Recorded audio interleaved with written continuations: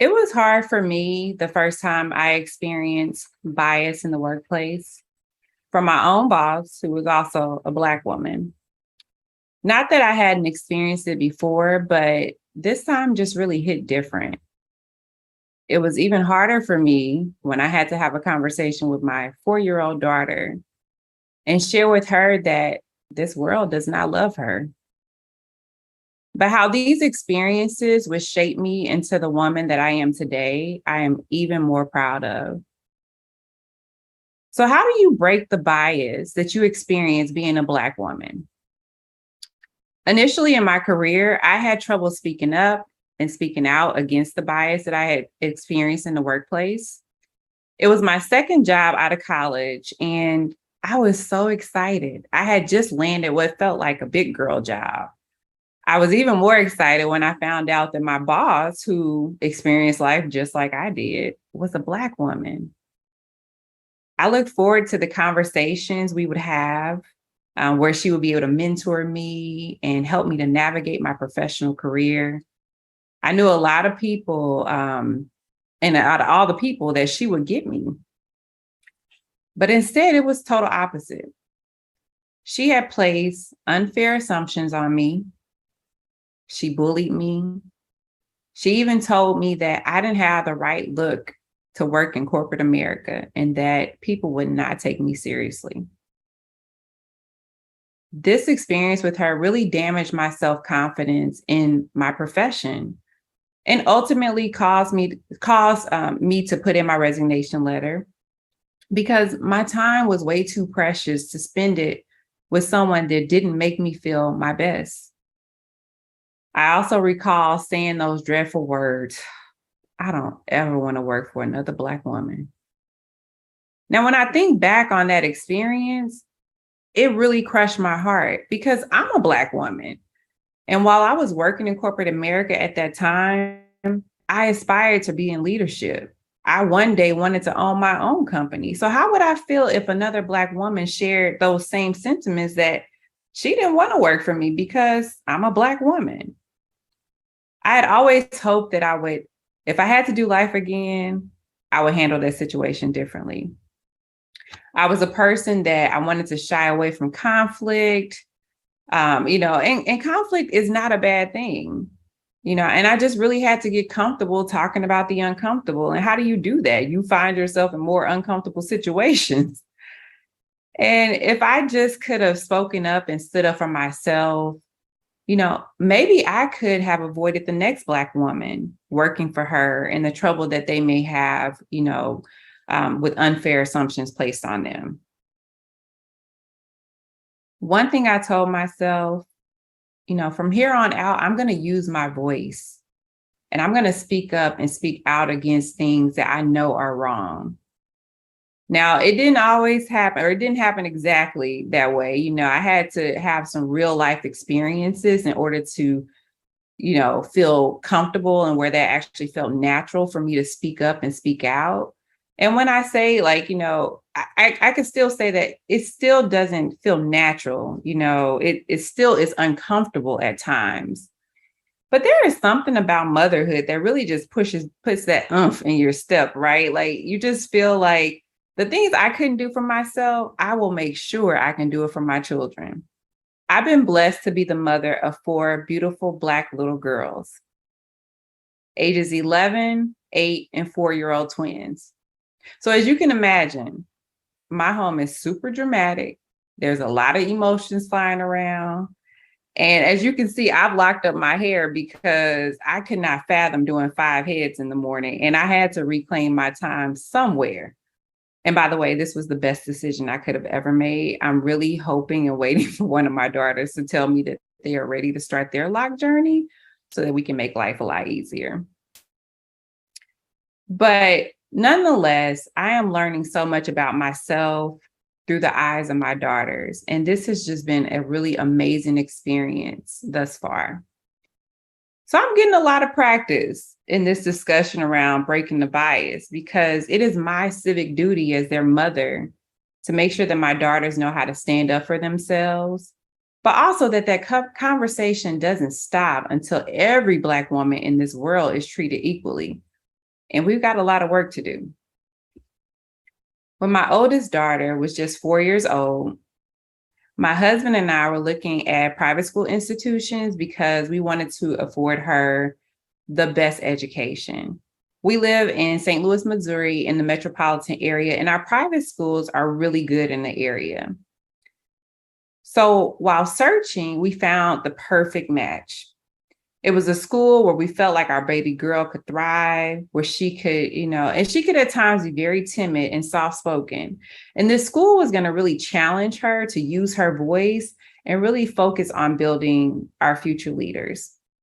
The only thing I questioned about the school was the diversity, because when I toured the school and the classroom that she would be joining, I saw no one in that classroom that looked like her. But I figured, we could offset it because we lived in the city and we lived in a pretty diverse area. I will never forget her first day of school. And, me being the mom that I am, I was super excited. I could not wait to pick her up and just ask her, like, how was her first day? I was really hoping that she had met some friends and that this transition was going to be easy for her.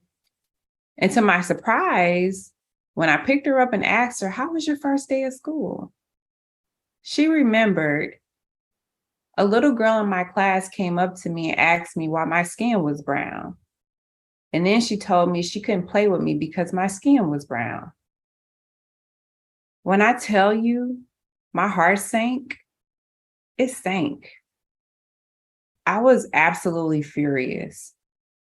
I had a mix of emotions going through me. Part of me wanted to cry because how am I supposed to have this conversation with my 4-year-old? Would she even be able to comprehend racism?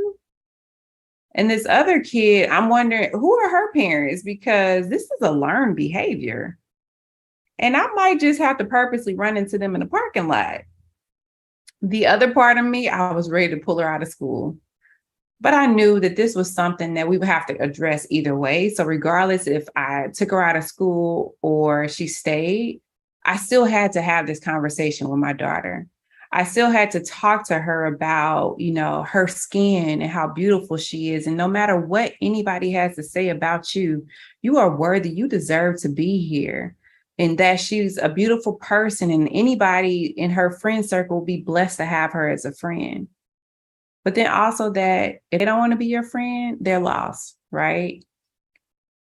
And as uncomfortable as it would be, it really needed to happen.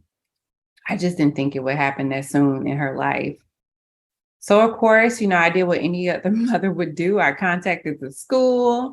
I told them about the situation, and I told them about the seriousness of it too. And that, we need to have more difficult conversations like this with other kids, and the importance of letting these children know that, hey, we are all different and we come from all different backgrounds and walks of life, but it's important that you be kind to one another.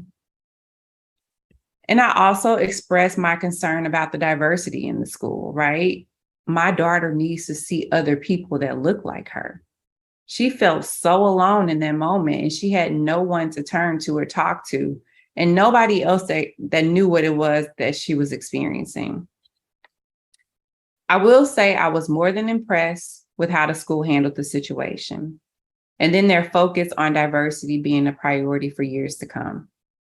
It gave me a little comfort, but I did notice a sadness in my daughter. I noticed something happening in her internally where she wanted to feel included, wanted to belong, wanted to feel wanted. But isn't that so many of us Black women that experience this throughout our careers, where you're working as an entrepreneur or working in corporate America, and you've been in rooms where you did not feel wanted, or where you had to prove that you were worthy to have a seat at the table, even though you are worthy? And in the words of our great sister Rihanna, a lot of these companies were built on the backs of Black women anyway. So I knew that this would be an opportunity for me. I needed to take a stand and commit to breaking the bias for myself, my daughters, and generations to come. And this is how Black Girl Motivation was birthed. Black Girl Motivation was created because I wanted all Black girls and women to be inspired, empowered, uplifted, and motivated daily, because we experience so many hardships throughout our lives. And if I could just use my voice and other Black girls and women's voices, we could begin to change the trajectory of Black women being silenced and instill life, power, value, and worth in one another. So, how am I using Black Girl Motivation to continue this charge and breaking the bias against Black girls and women? While Black Girl Motivation is a technology company, it's been my focus to make sure my business is getting the exposure it needs to position itself to reach Black girls and women from all over, not just through technology. My background is in technology. I built a technology company. However, I know that there are areas that I lack experience and knowledge in. And I position myself to be in rooms where, because I might lack that experience and knowledge, I want to get some additional exposure. I want to make sure to find organizations where I can join their board. And most times this is minimal commitment to you. However, this could be a major breakthrough in your business. For me, I joined a board at a local school where we serve underrepresented communities. So now I have exposure to more Black girls that need daily positivity. I want to encourage you to break the bias by not limiting yourself and your business to just your area of expertise. If you own a beauty business, there is room for you in education too. For me, I am still working a 9 to 5. So while I'm also running my own business, over the course of these last couple of years, a lot of companies have really put a lot of focus on employee resource groups where they have a specific focus. So like Blacks in your companies, Asians in your companies, and so on and so forth. And I've been able to utilize these groups at my company as well as other companies because of my focus on empowering Black women. This is another way I'm breaking the bias to ensure we all have the tools to speak up for ourselves. I've learned that, to make my job work for me. And if you're in the same boat as I am, working a 9 to 5 while also leading your own business, I encourage you to do the same. Make your job work for you. Another way that I'm making my job work for me is continuing to break that bias is being very strategic about my career decisions. I position myself into roles that serve a dual purpose. And while they benefit my company, they also benefit my business too. I've been afforded the opportunity to attend different conferences specific to my area of expertise that has put me in rooms with people that I probably would have never been in rooms with. And to be able to open up the conversation about Black Girl Motivation and how we are empowering, uplifting, and motivating Black girls and women around the world. And I encourage you to do the same. I didn't recognize this at the time. And most times we don't recognize it, right? We don't recognize it until we go through what we have to go through. But that traumatic experience my daughter had at just 4 years old, mixed with my own unfortunate experiences, in my life and in my career, will be exactly what I needed to build my own brand, Black Girl Motivation. The great thing about it is I've been able to include my daughters in this movement. And my once timid, soft-spoken little girl, I've seen her confidence jump through the roof. And just being proud that she's a Black girl. And I've also seen it in my other daughters too. My youngest being 4 years old, because we empower them so much in our home and we talk about the uncomfortable conversations. My daughters are being equipped and, prepared to conquer this world. And if you have an opportunity to take a young Black girl under your wings, do it.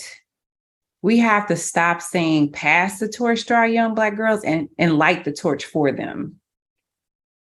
I'm going to leave with this because I'm doing my due diligence by making sure my daughters continue the conversation and empower and uplift one another.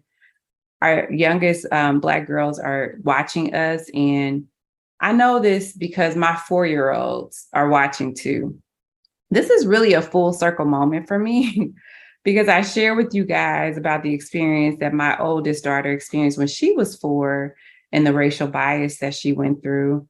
But now my 4-year-old is one of my 4-year-olds. I'm going to share a video clip with you guys, or audio clip. And so I want to share this with you guys because this was a full circle moment for me. And, I shed a tear afterwards because I thought about what my oldest went through and just thinking about my youngest now. And I am more than confident that I know that she would handle that situation differently if she was at school and someone told her they didn't want to play with her because of the color of her skin. So I will play this really quick.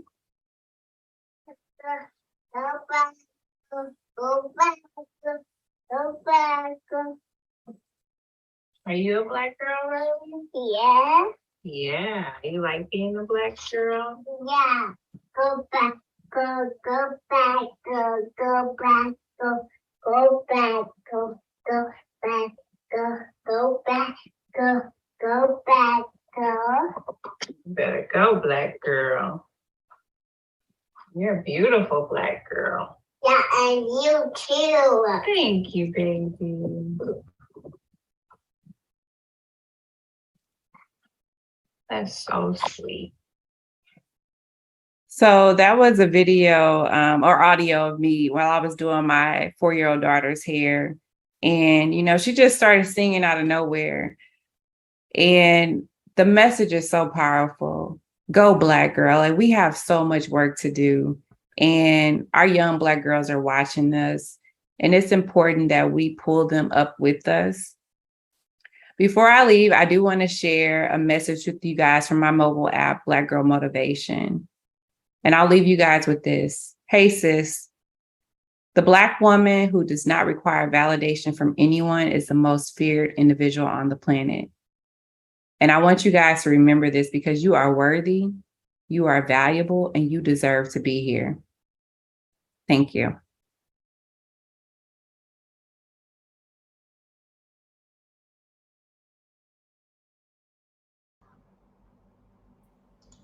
Oh, You crying, Nicole? just a little tear, just a little bit.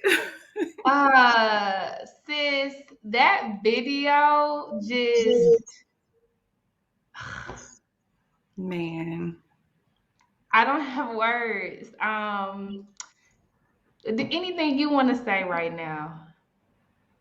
Boy, wow. Okay, these last 2 days, I'll just start with this. This is my first Blaze Summit. I didn't know I needed this as much as I did. Like, it has just been so insightful and just an opportunity to just like, hey, like these are some things, some patterns that you're seeing in your own life that you may need to change. And I'm just so fortunate to be here. And I thank you. I love the chat because I'm seeing all of your comments and I see people who are experiencing the same things I talked about in my message. And I'm here for you, sis. Like, you are not alone. I'll just say this because while we're talking about bringing community together, right? Like, and it's so important for us to have community. We also need to be mindful of those that don't want to see you succeed, that don't want to see you do well, right? And I'm a lot older now, so I can go back and see that person was reflecting, projecting on me when they were saying those nasty things about me and that I would never be anything in life, right? But it's something, right? Like, you have to go through that journey and that experience till you get to that place and you learn what you need to learn. And even going through it with my daughter, which was so painful, and it took a long time to get her to a place where she didn't want to be validated by the white person, right? Or when she was in a classroom, even though they start bringing in more diverse students, but she would still gravitate towards the other students, right? And I'm like, well, why is she playing with the Black kids? Like, so just those things. And it took us a while to get her to a place where she loved the skin that she was in. So just thank you for this platform. I appreciate you so, so, so much. I really do. Likewise, sis, we must be looking at mirrors right now because I appreciate you just as deeply. I'm gonna ask every single person that is in this session to write out words of affirmation directly towards Nicole right now. It could be one word, it could be a full sentence, it could be a paragraph. Flood her right now with affirmations. And as they do this, sis, and as you read this, I want to tell them a story about you. I met Nicole Plair through the Fearless Fun Summit some months ago on a spreadsheet on a Google Doc. Yep. And in introducing ourselves to each other, she invited me to go on her app and put in an affirmation that Black girls could read. Man. Oh, I mean, the concept alone, I'm like, oh, this cold right here. And I did it. In doing it, I was affirming myself. I was talking to the little Black girl inside of me. And sis, for me to hear your baby girl's voice affirming herself, I'm talking about you are experiencing things that we've never even dreamt of because we've been saying, I want my children to be free. You went from your first baby to your little baby Right. getting. That is phenomenal. That is phenomenal. And now you are exponentially doing that for the world. Like you cold, sis. You cold. Thank Nicole. you. I, Thank I you. I honor really appreciate that. Thank I you. honor you. I honor you, and I'm gonna read these to you, Mama. Okay. I know They're we are going. flooded the chat. Nicole, you are amazing. You are compassion, Nicole. You are beautiful. You are worthy of an equal exchange of positive energy. Nicole, thank you for everything you poured into your daughters and Black girls. Nicole, you are enough. Nicole, you are a powerhouse. Nicole, you are worthy, Black Queen. Nicole, you are powerful. You are so powerful, Queen. Continue to conquer this world. Nicole, you are the embodiment of what we as Black women are called to be. Nicole, you are light. Nicole, you are wondrously made, sis. You are an amazing mommy. Thank you for pouring into your little Black girl and teaching her that power is inside of her, not inside of how others see her. Nicole, you are needed. Nicole, you are powerful. You are a great mother. You deserve the flowers, sis. You Wow. deserve the flowers, sis. Thank you so much. Okay. So now I'm going to bring someone on stage to ask what they want to ask of you or to speak whatever they want to speak into you. First, I'm going to bring up Chandrell, and then right after that, Alexis Miller. You are next. How you doing, Queen? How are you? I love what you've done. Just to see how you've taken your situation and you turn that into your superpower. And I notice as Black women, that's what we have a tendency to do. We take what seems to be bad and we make it for good. We turn it into good. And I have a Black young queen myself who is 9 years old, Mm, and I feel that you know with the Barbie dolls that they create, and not really seeing themselves in the things that they're seeing on TV and things like that, and basically them just kind of conforming to these ways of people who are not like them. And I also have struggles as far as just trying to teach my daughter, love yourself. You don't need mm, makeup. You don't need those things. And I think she had seen me kind of go through that phase of trying to find myself as well until I actually locked my own hair. She hasn't quite gotten there yet, but she's like, she sees her mom embracing her naturalness, and I want her to also embrace that. But um another thing, our thing, it's not, we don't have the exact situation, but kind of similar. I feel like it's still relatable.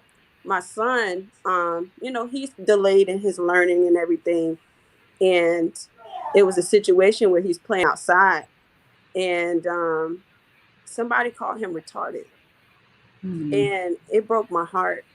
you know it really broke me down, because as a mom, you want to defend your baby, you Yes. know, and that broke me down. That crushed my spirit. And I know, as a mom, it is my fault that I didn't teach him the way I did, because I spoiled him so much. And now I'm kind of going through this process of, getting him the help. And I know that, they have a tendency to want to put labels on our children when they become young. Oh, they're autistic, or these different things. And it's like, man, I watch my child every day. I watch my baby every day. And you can't sit here and tell me that my child has problems learning, because I watch him every day. And I just hate that they try to put these labels. But,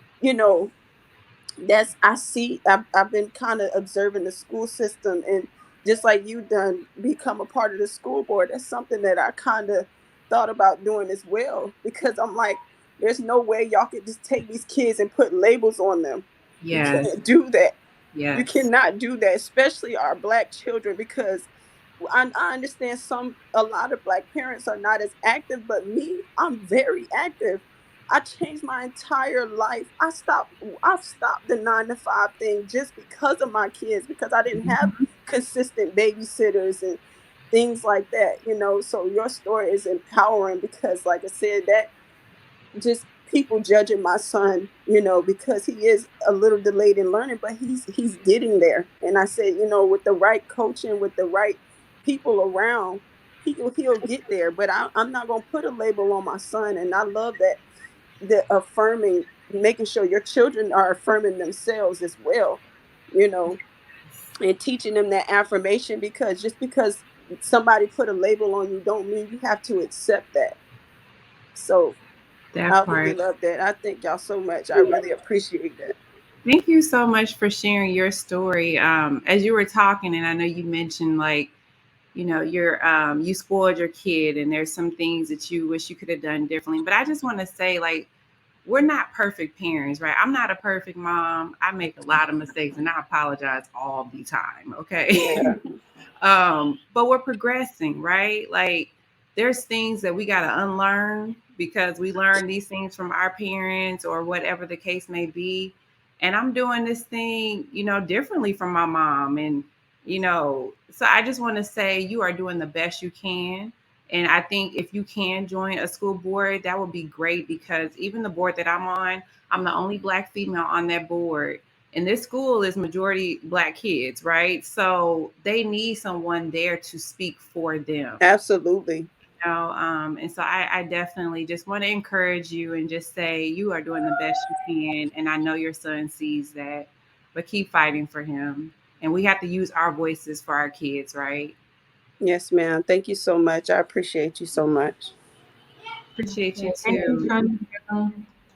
And then I'm gonna honor what I said. So last person to come on the stage is Alexis. After Alexis, we're gonna have to move on to the journaling session, but there'll definitely be opportunity to share your reflections. Neff is gonna lead that. Alexis, the mic is yours, Mama. Yeah, absolutely. I'll keep it quick. I resonated so much with your story, Nicole, because we actually moved from Phoenix to Houston.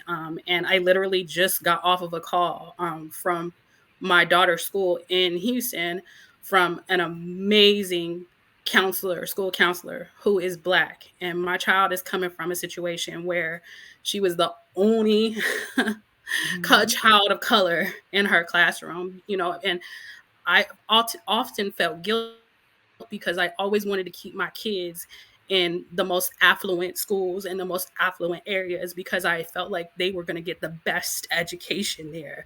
And I'm having to learn to give myself grace because I've kicked myself now, because now she's made this huge transition, as a result of stuff that happened personally with me and her father, and she's struggling hard. Mhm. um, and so thank you for telling your story and thank you for some of the gems that you dropped. I know that I will continue to try to do better at affirming her. And, I try my hardest not to invalidate her feelings whatsoever. And it's draining on me because she's very, very, very emotional. But I can relate. you know, I definitely want to thank you so much. And this day has Thank been you, so Alexis. emotional in general. So, so thank you so much for Thank that. you. Thank you, Casey. I say, and Nicole, if you want to say anything back to Alexis, take up space. I promise, no Oh, I'm press. sorry. Okay. No, I appreciate you, Alexis, and just sharing your story too. I can relate, right? And I've been there with my oldest daughter, and just I think it takes time, right? And just continue to speak life into her. Also, just be an example too, right? I've had to learn, like, and with my oldest, she's 11, and she's a lot mature for her age. But sometimes I feel like I expect certain things of her, and it's like she's still a kid. Allow her to be a kid, Nicole. So I have to tell myself that all the time. Like I said, y'all, I'm always apologizing to my kids because I'm not perfect. So, but just showing her love too, giving her hugs and kisses and all that stuff I didn't get as a kid, right? I think that's also important. And just speaking life into them. Like, it's so important that we just continue to speak life into them. And if they know that they are worthy, they are valuable, they don't need validation from anybody else.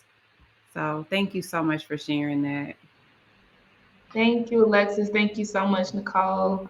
Nicole, you are beyond amazing. Again, I don't even have the words, but I'm okay with that. I'm learning to be okay with that because the body knows. I'm sure you can feel me even continents away. Thank you so much for pouring into us and saying the things that we didn't even know we needed today. Sis, I honor you. I honor you. Thank you. You are Thank you. welcome. I'm looking forward to this wind down though. Yeah. We're about to get into it. We're about to get into it. All right, y'all. So right now, we are about to go into the final segment of the day, which will be led by none other than Neff McGriff, Nefertiri McGriff, but I call her Neff. And the topic for today is attachment. Okay. And the whole purpose of this, just to get us prepped for this, because you need to grab your pens and your paper, okay? The whole purpose of this is to help you process what you just experienced, right? It's not enough to experience this stuff and it's all jumbled, and then you go back into stepping on top of it and moving over it and not going through it. The only way through it is through it.